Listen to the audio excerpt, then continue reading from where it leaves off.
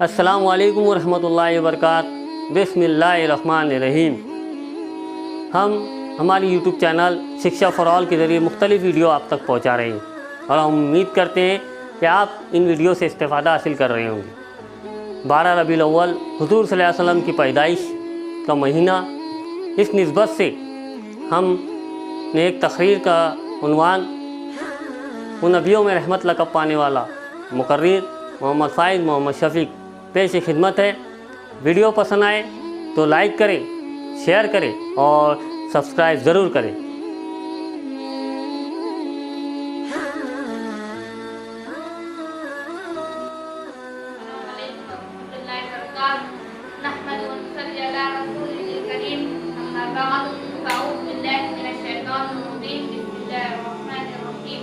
قل هو الله احد الله الصمد لم يلد ولم يولد ولم يكن له كفوا احد۔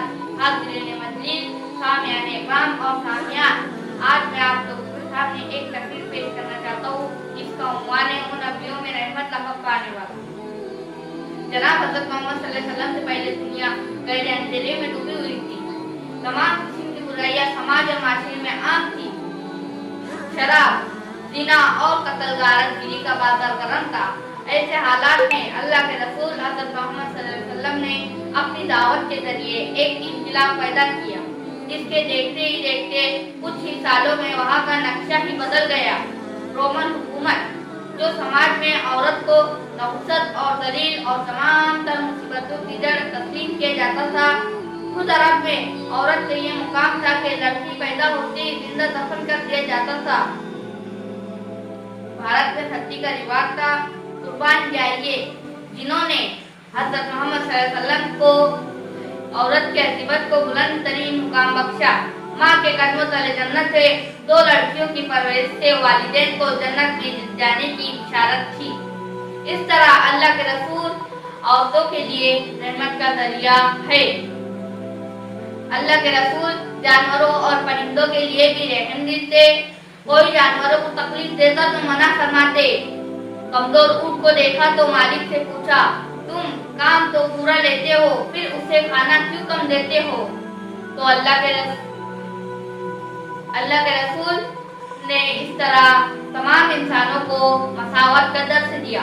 اللہ کے رسول فرماتے ہیں کہ انسان مال و دولت، رنگ و نسل کی بنیاد پہ اعلیٰ اور بڑا نہیں ہوتا، بلکہ اس کے اعمال سے اعلیٰ اور بڑا بناتے ہیں۔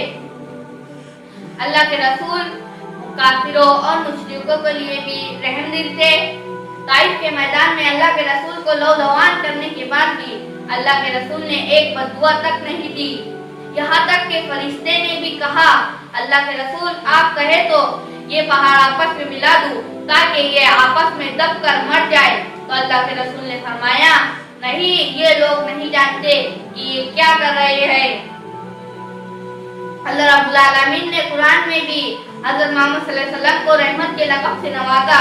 اللہ رب العالمین کا قرآن میں ارشاد ہے کہ اے محمد، ہم نے آپ کو سارے عالم کے لیے رحمت کا ذریعہ بنا کر بھیجا ہے۔ میں اس شعر کے ساتھ اپنی تقریر ختم کرنا چاہتا ہوں کہ وہ نبیوں میں رحمت لقب پانے والا، مرادیں غریبوں کی بر لانے والا